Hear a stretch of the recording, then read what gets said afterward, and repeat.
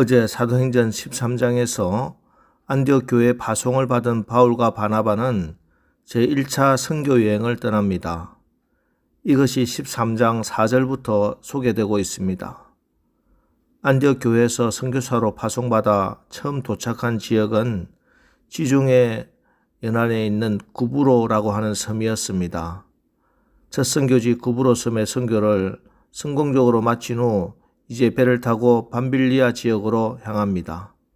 그런데 버가에 도착했을 때 함께 선교 여행을 하던 마가 요한이 일행을 떠나 예루살렘으로 돌아가 버리고 말았습니다. 그 이유에 대해서는 여러 가지 학설이 있습니다만 어쨌든 마가 요한이 일행을 떠나 예루살렘으로 돌아간 것은 바울에게 적지 않은 실망감을 안겨주었던 것 같습니다. 후에 바울과 바나바가 이 일로 다투고 헤어지는 결과까지 가져오게 됩니다. 그리고 비시디아 안디옥에서 선교를 합니다. 여기 비시디아 안디옥의 안디옥은 바울과 바나바를 파송한 수리아 안디옥과 다른 지역입니다. 우리나라에도 전라도 강주가 있고 경기도에 강주가 있는 것처럼 어쨌든 이 비시디아 안디옥에서 선교하는 내용까지가 사도행전 13장에 나오는 선교 여행의 내용입니다. 이어서 오늘 14장은 이고니온과 루스드라 지역에서 선교한 내용들과 안디옥 교회로 귀환하는 내용이 기록되어 있습니다. 이번 선교로 많은 사람들이 복음을 듣고 회심하는 역사가 일어납니다. 그런데 복음에 불순종하는 유대인들이 이방인들을 선동하여 바울과 바나바가 복음을 전하지 못하도록 여러 가지 방해를 합니다. 그러나 이런 방해에도 불구하고 두 사도는 더욱 담대히 복음을 전했고 주께서 그들의 손으로 표적과 기사를 행하게 하심으로 친히 복음의 말씀을 증언해 주십니다. 늘 그렇습니다, 여러분. 우리가 하나님의 말씀을 믿음으로 담대히 전하면은 그 말씀이 하나님 말씀인 것을 성령께서 우리 하나님께서 친히 증거해 주시고 증언해 주시고 확정해 주시는 줄 믿으시기 바랍니다. 자, 이렇게 선교사들을 통해서 표적과 기사가 일어나자 많은 사람들이 바울을 따랐습니다. 하지만 또 유대인들도 그 방해도 극심해서 이 지역은 유대인을 따르는 사람들과 두 사도를 따르는 사람들로 나뉘게 되고 마침내 두 사도는 돌에 맞을 위험한 상황까지 처하게 되고 루스드라와 더베 근방으로 이동을 하지요. 주님의 복음을 전하기 위해서 헌신하고 수고하고 복음을 전하고 성령이 역사하지만 이처럼 많은 반대와 목숨의 위협 가운데 이것저것 피해 다녀야 하는 신세가 된 것입니다. 그리고 19절에 가면요.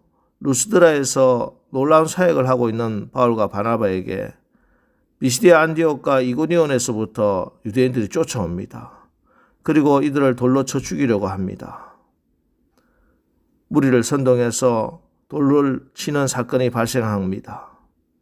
바울은 이때 돌에 심하게 맞아서 사람들이 바울의 돌에 맞아 죽은 줄 알고 그를 시외로 옮깁니다. 바울이 혹시 숨을 거두었으면 그의 장례를 치르기 위해서 모였던 많은 제자들과 사람들이 다 지켜보고 있는 가운데 바울은 다시 기운을 차리고 또다시 성 안으로 복음을 전하기 위해서 들어갑니다. 그리고 바울과 바나바는 더베에 이르게 되고 여러분 하마터면 죽을 수 있었던 상황을 맞이하고도 이처럼 바울은 바나바는 곧바로 더베로 가서 더 많은 사람에게 복음을 전하고 제자로 삼게 됩니다. 이때 바울은 영적 아들 디모데를 얻게 됩니다. 찬송가 384장 나의 갈 길 다가도록 하는 찬송이 있지요. 후렴에 무슨 일을 만나든지 만사형통하리라. 무슨 일을 만나든지 만사형통하리라. 여기 무슨 일이 무엇일까요? 오늘 성경을 보면은 매 맞는 것을 형통이라고 합니다. 돌에 맞아 죽을 뻔하고 감옥에 갇히는 것, 이것이 형통입니다. 밤잠을 자지 못하고 고민하고 기도하고 찬송하는 거 형통이라고 이야기합니다. 왜 그렇습니까? 이 일을 통해서 하나님이 바울과 바나바를 그 땅에 보낸 목적을 이뤘기 때문에 그렇습니다. 복음이 전파되고 귀한 일꾼이 세워지고 교회가 세워지고, 이것이 형통이라고 하는 것입니다. 우리가 인생을 살다 어려움에 부딪힐 때 그것을 잘 이기고 극복하는 능력을 히브리어로는 세켈이라고 합니다. 지혜라고도 번역하지요. 이 세켈이 동사화되어서 마스킬이 되는데, 이 마스킬이 바로 형통이라고 하는 단어입니다. 즉 고난도 없고 어려움도 없는 고속도로를 달리는 인생이 아니라, 고난이 오고 어려움에 부딪힌다 해도 절망하거나 좌절하지 않고 오히려 그것을 디딤돌로 삼고 파도를 타고 능력과 지혜를 발휘해서 계속적으로 승리하게 되는 것, 이것이 형통입니다. 늘 그렇습니다. 마귀는 늘 우리의 앞길을 가로막습니다. 고난과 시련과 환난과 유혹으로 내 앞길을 가로막고 있습니다. 그러나 하나님께서 우리 앞장서 우리를 인도해 주시는 것입니다. 세상은 방해하지만 나는 오히려 그 방해물을 징검다리 삼아 한 걸음 더 도약해 가는 것입니다. 하나님이 우리와 함께 계시면 고난 때문에 우리는 망하지 않습니다. 여러분, 형통한 삶을 살게 될 줄 믿으시기 바랍니다. 더 나은 삶으로 하나님께서 인도해 주실 것입니다. 더 하나님께 가까이 가고 한 걸음 더 전진하는 삶에 살게 되는 것입니다. 이것이 하나님이 함께하는 사람, 형통한 사람의 삶인 것입니다. 이러한 복음의 역사는 오늘날 선교 현장에서도 동일하게 나타납니다.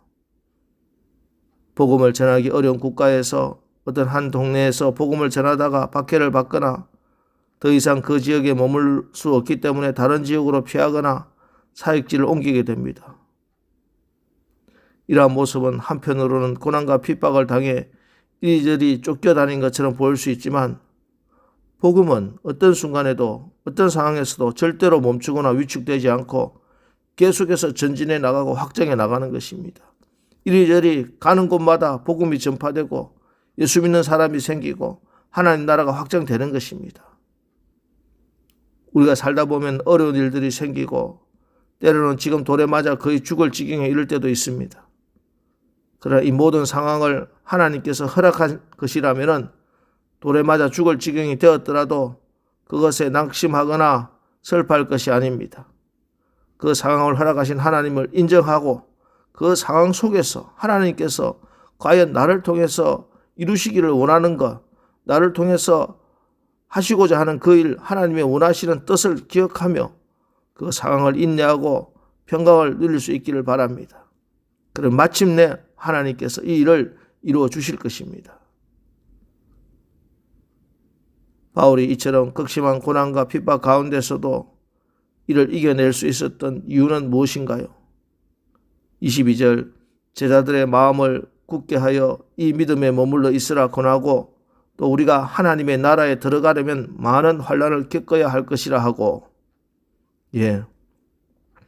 우리 신앙생활의 궁극적인 목표는 바로 하나님 나라에 들어가는 것입니다. 하나님 나라가 이 땅에 임하게 하는 것입니다.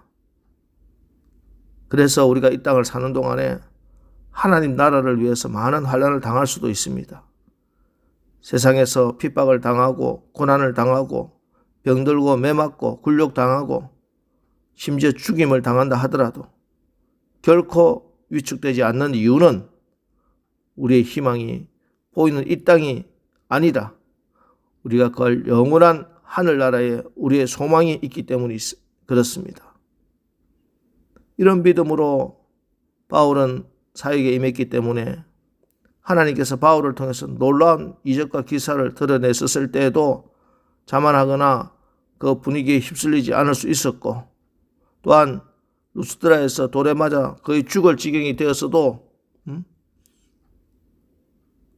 절망하거나 포기하지 않고 다시 일어나 복음을 전하러 나갈 수 있게 된 것입니다. 오늘 우리도 마찬가지입니다. 여러분, 우리에게 영원한 하나님 나라가 있다는 사실을 분명히 믿으시기 바랍니다. 그래서 오늘 하루도 우리가 어떤 상황이 되더라도 하나님 나라 바라보며 우리에게 맡겨진 그 일을 잘 감당하면은 주의 손이 성령이 여러분과 함께 해주시고 하나님이 함께한 것을 증거해 주실 줄 믿습니다.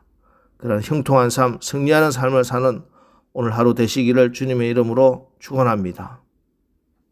기도하겠습니다. 하나님, 우리에게 허락하신 인생을 사는 동안에 때로는 순풍에 돛단 것 같은 그런 편안한 삶을 경험하기도 하고 험한 풍랑 속에서 생명의 위협을 받는 것 같은 그런 위기의 상황, 어려움을 당할 때도 있습니다. 하지만 이 모든 상황을 주관하시고 이 상황들을 통해서 우리를 만지시고 다듬어 가시며 우리를 성숙시켜 가며 하나님 나라를 이 땅에 이루게 하시는 하나님의 능력, 하나님의 계획을 저희들이 믿습니다. 저희들 소망 오직 영원한 하나님 나라에 두고 살겠습니다. 그래서 어떤 상황에서도 흔들리지 않는 믿음을 가지고 살아 하나님 되심을 증거하는 오늘 하루 살게 축복하여 주시옵소서. 예수님의 이름으로 축복하며 기도합니다. 아멘. 이제 오늘 하루도 우리에게 어떤 상황이 있다 하더라도 하나님 나라를 바라보며 우리에게 맡겨진 그 일을 성령 충만하여 잘 감당하게 하옵소서. 형통한 삶을 살게 하옵소서. 오늘 말씀 붙들고 우리 기도하고 또 나가겠습니다. 우리 기도하겠습니다.